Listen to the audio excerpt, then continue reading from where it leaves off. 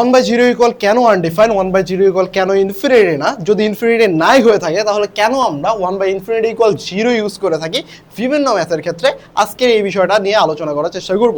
তো এই ক্লাসটা দেখলে আই গেস যে তোমাদের এই বিষয়টা ক্লিয়ার হয়ে যাবে। তো দেখো 1/0 ইকুয়াল কেন আনডিফাইন, এই জিনিসটা বোঝার আগে আমাকে একটা বেসিক ম্যাথ অর্থাৎ ভাগের কনসেপ্ট বুঝতে হবে। ধরো তোমার কাছে 10টা আপেল আছে, 10টা আপেল আছে, ওকে। আমি বললাম 10টা আপেলকে তুমি 5 জন মানুষের কাছে ভাগ করে দাও, 5 জন মানুষের কাছে দাও। তাহলে তুমি কিভাবে দেবা ভাইয়া? 5 জন মানুষের কাছে তুমি অবভিয়াসলি বলবো ভাইয়া 10/5 অর্থাৎ 2। তার মানে তুমি কি করবা? 10 - 2, তারপর হলো 8 - 2, তারপর হলো 6 - 2, এভাবে ভাগ করে দিবা যতক্ষণ না পর্যন্ত আমার ভ্যালুটা আসে 0। যতক্ষণ না আমার ভ্যালুটা 0 না হয় ততক্ষণ পর্যন্ত তুমি ভাগ করতেই থাকবে, অর্থাৎ প্রতিজন 2টা করে অ্যাপেল পাবে।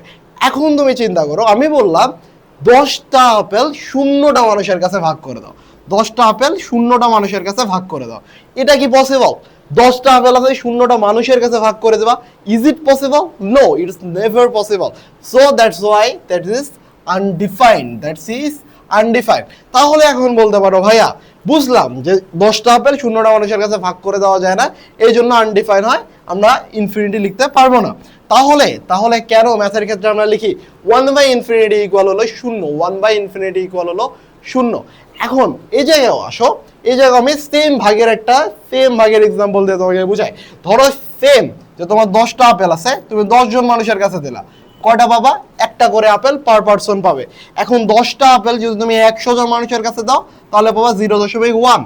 যদি 10টা আপেল যদি তুমি 1000 মানুষের কাছে দাও তাহলে দিবা 0.01, তাই না?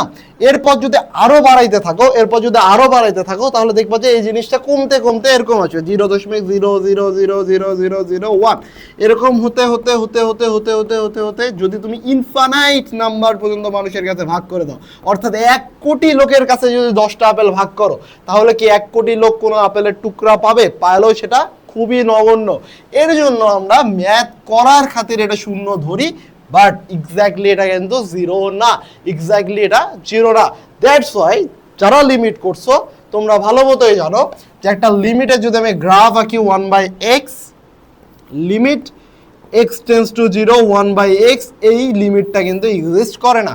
কেন করে না? যদি আমরা গ্রাফটা আঁকি তখন দেখা যায় যে এই যে লিমিটটা এদিকে যায়, আবার এই লিমিটটা এই দিকে আসে, অর্থাৎ এইদিকে যায় -∞, এইদিকে যায় +∞ পর্যন্ত। এ কিন্তু শূন্যর সাথে কখনোই মিলিত হয় না, 1/x এর গ্রাফ।